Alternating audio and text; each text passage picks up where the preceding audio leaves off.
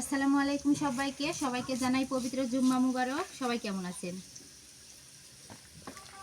আর আমি কান্না করছি, সবাই সিরিয়াসলি ভাববেন না। আসলে পেঁয়াজ কাটতে লাগে, পেঁয়াজের এত ঝাঁজ, কান্না করে ফেলাছি।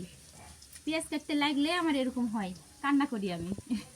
আসলে সব মেয়ে মানুষের এরকম হয় কি আমি জানি না, কিন্তু আমার হয়।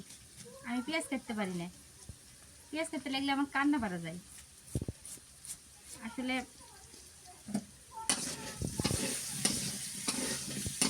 আমার রান্না এখনো হয়নি। আপনাদের ভাইয়া নামাজ পড়তে গেছে, নামাজ পড়ে আইসাই খাইতে চাবে, আর আমার গালেতে লাগবে যে এতক্ষণ কি করলে রান্না হয়নি।